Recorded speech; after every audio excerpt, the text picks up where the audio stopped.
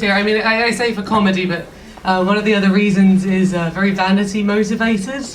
I mean, I'm a lot more attractive in America than I am back home. In England I'm okay, but like over here this accent goes a long way. Is what I'm saying. I'm like back home I'm cute, but like I know my ceiling. You know, like I realize I look like an art teacher. You know, that puts pencils in her bun. Says shit like, I don't need children, I've got my iguanas. Oh, the laughs just mean it's accurate.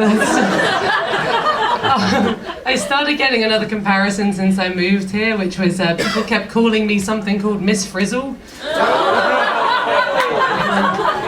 From something called the Magic School Bus. Now, I don't know what that is, and I am determined not to Google it. No, I don't want to. Here's what I want. Like, here's what I'm assuming. All right, I'm assuming that Miss Frizzle is a hot bitch.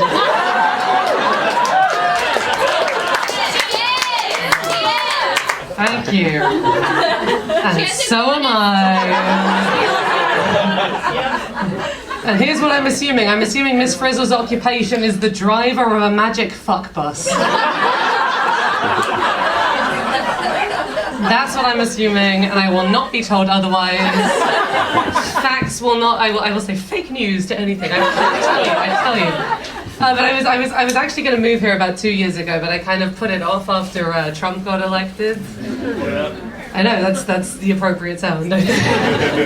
But one of the reasons I didn't want to make the move here was because of the sudden rise of neo-Nazis becoming a thing again. The fun fact about new neo-Nazis is, ironically, they don't like being called neo-Nazis. Apparently they find that offensive. What they like to be called is the alt-right, which to me sounds too soft of a name for neo-Nazis, right? Like, to me that sounds like the first 2 steps of a video game cheat.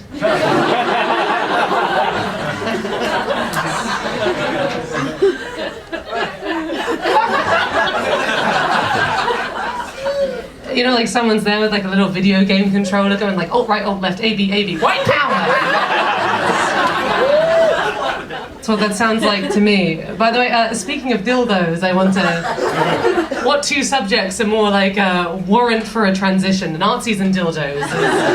I'm sure there is someone out there with Nazi dildos. I'm sure it exists. But I'm also going through a breakup. I broke up with my girlfriend last week. Woo!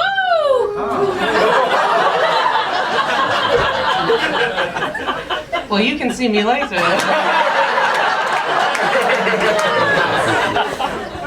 That woo sounded like the woo of an attractive woman. I will take you, shadowy person, whoever you are. We broke up, and one of the things I've actually realized that I don't know what to do with is that we have like a collection of strap-ons that I cannot return.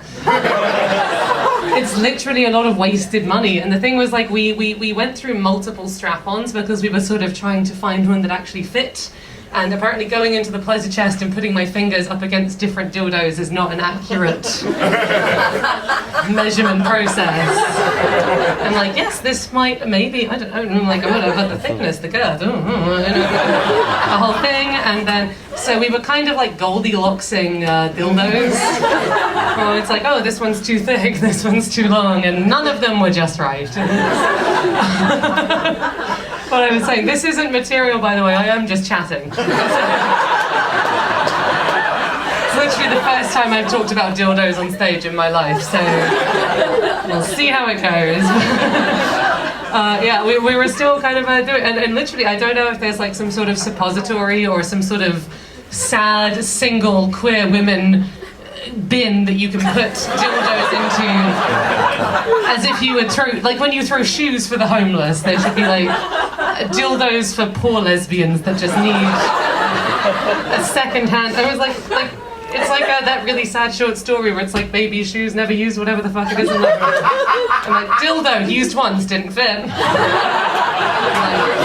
you know.